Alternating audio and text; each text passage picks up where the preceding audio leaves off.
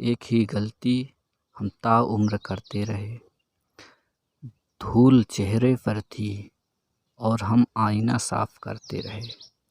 यह स्टोरी एक कंपनी की है जो बहुत घाटे में चल रही थी। कंपनी का मालिक और कर्मचारी इस बात से काफ़ी परेशान थे क्योंकि कंपनी की ग्रोथ के साथ साथ उनकी भी ग्रोथ रुकी हुई थी।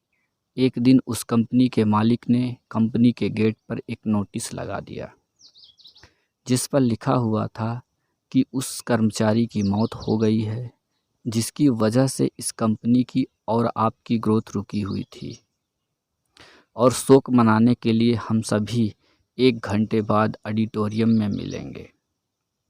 यह बात सुनकर सभी कर्मचारी थोड़ा दुखी भी थे और खुश भी थे।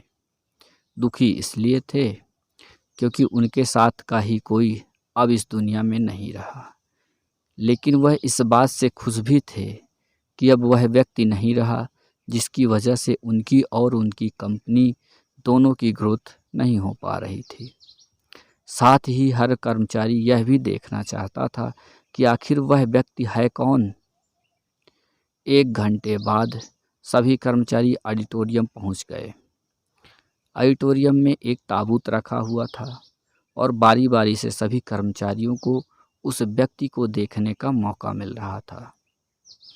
लेकिन जब भी कोई कर्मचारी उस ताबूत के अंदर देखता तो वह मायूस हो जाता और सर झुकाकर वहां से चला जाता क्योंकि उस ताबूत के अंदर एक आईना रखा हुआ था। जो कोई भी उसके अंदर देखता तो उसे अपना ही चेहरा नजर आता। उस ताबूत में खुद को देखकर कर्मचारी यह बात समझ गए कि कंपनी की ग्रोथ किसी और के कारण नहीं बल्कि उन्हीं लोगों की वजह से कम हो रही है जो उस कंपनी में काम कर रहे हैं। यह छोटी सी कहानी हमें यह सिखाती है कि हमारी असफलता और हमारे फेल होने का कारण कोई और नहीं बल्कि हम खुद हैं। यदि हम अपने काम में अपना 100% योगदान देंगे तो हमारी ग्रोथ कभी भी रुक नहीं सकती।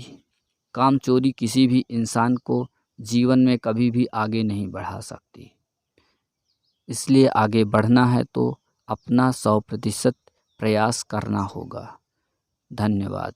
Please like, share and subscribe.